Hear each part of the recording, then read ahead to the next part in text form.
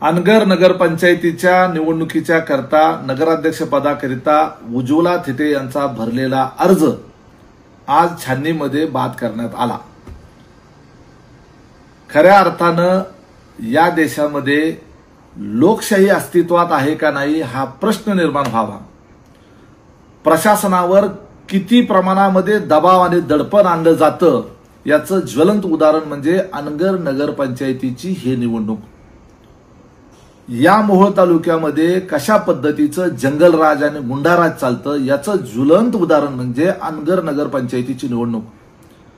उमेदवारी अर्ज भरायला जाण्याच्या करता 50-50 टेनगनधारी पोलीस, AK-47 घेतलेले पोलीस त्या ठिकाणी बंदोबस्त घेऊन त्या ठिकाणी उमेदवारी अर्ज भरायला जाण्याची परिस्थिती निर्माण होते। म्हणजे अनगरची नगरपंचायतीची ही निवडणूक।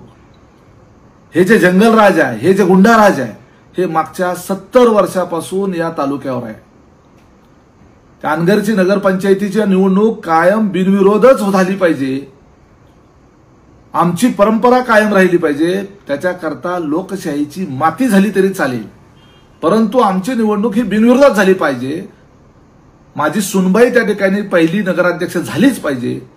या अट्टहासापोटी अनगरच्या राजन पाटलांनी कटकारस्थान करून तो अर्ज बाद केला। छाननीमध्ये सूचकाची सही नाही म्हणून अर्ज बाद केला। सूचक कोण आहे तर सूचक उज्ज्वला थिटे यांचा स्वतःचा मुलगा सूचक आहे। त्याला विचारल्यानंतर त्यांनी सांगितलं की मी 3 ते 4 वेळा फॉर्म चेक केला, आईची सही आहे का बघितलं, माझी सूचक म्हणून सही झाली आहे का ते बघितलं, आणि असं असतानाही अर्ज बाद केला गेला। आता म्हणतायत सगळे आम्ही तुम्हाला अर्ज दाखवतो, तुम्ही काहीतरी टॅक्टिक्स वापरून निश्चितपणे त्या ठिकाणी सूचकाची सही गायब केलेली आहे। कारण मूळ दस्तऐवज जो आहे तो कलेक्टर साहेबांच्या हातात आहे। त्यावेळेला त्या सगळ्या अर्जाची झेरॉक्स मागितलेली होती, सबमिट केलेल्या अर्जाच्या प्रत्येक पानावर सही शिक्का आणि पोच मागितलेली होती, ती दिली गेली नाही। तशी देता येत नाही म्हणून सांगितलं। काय अडचण होती प्रत्येक पानाचा फोटो काढून त्याच्यावर शिक्का मारून पोच द्यायची? आम्हाला माहित होतं की तुम्ही काही करणार आणि त्या ठिकाणी छाननीमध्ये अर्ज बाद करणार, आणि ते केलंच तुम्ही शेवटी। अरे निवडणुकीला सामोरं जायला घाबरता तुम्ही लोक। कशाचा बाहुबली आलाय आणि कशाचा आजपर्यंत 50 वर्षाचा तुम्ही कशा पद्धतीने आजपर्यंत तुमची आमदारकी मिळवली, आमदारकी टिकवली, याचं हे उदाहरण म्हणजे आज अनगरची ही नगरपंचायतीची निवडणूक आहे। अरे हिंमत होती तर तुम्ही त्या सामोरं जायला पाहिजे होतं निवडणुकीला। एका विधवा बाईला तुम्ही घाबरलात। आज तुमचं लोक कुठेतरी चॅनलवर बाहुबली गुंड वगैरे म्हणतात, स्वतःला गुंड म्हणून घेता, आणि एका महिलेचा अर्ज तुमच्या सुनेच्या विरोधात ती निवडून येईल म्हणून घाबरून तुम्ही अर्ज त्या ठिकाणी बाद करता। हिंमत असती तर निवडणुकीला सामोरं जायचं होतं। अरे तुमच्या इकडे प्रचाराला न येता तुमच्या गावातल्या लोकांनी तुम्हाला दाखवून दिलं असतं तुमची लायकी काय आहे।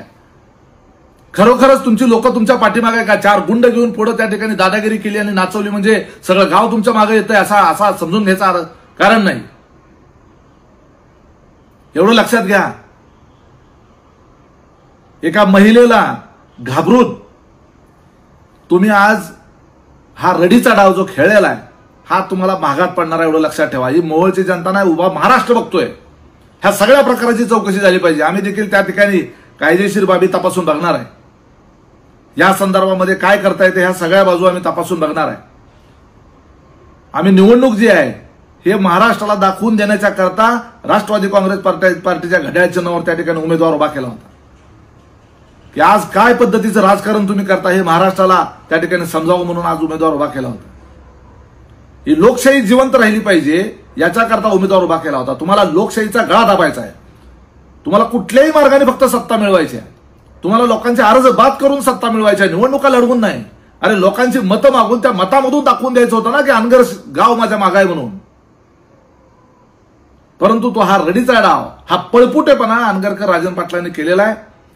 मी याचा निषेध करतो आणि प्रशासनाबद्दल काय बोलावं? या पद्धतीने काम करतं प्रशासन। हा अर्ज भरू न देण्याच्या करता जे जबाबदार आहेत त्यांना सस्पेंड केलं पाहिजे। माझा निवडणूक आयोगावर सुद्धा आरोप आहे। राज्याचा निवडणूक आयोग करते काय? निवडणुकीची यंत्रणा करते काय? अर्ज भरण्याच्या अगोदर जिल्हाधिकाऱ्यांना सगळा अर्ज कॉपी करून त्यांना पाठवला होता, परंतु सूचकाची सही त्या ठिकाणी जाऊन प्रत्यक्ष समोर त्या ठिकाणी निवडणूक निर्णय अधिकाऱ्याच्या समोर करायची असते आणि ती निवडणूक निर्णय अधिकाऱ्यांनी सूचक कोण आहे असं विचारलं सुद्धा. त्यावेळी त्यांच्या मुलानं सांगितलं मीच सूचक आहे आणि मग त्या ठिकाणी त्यांनी सह्या केल्या. हा सगळा प्रसंग त्या ठिकाणी आहे.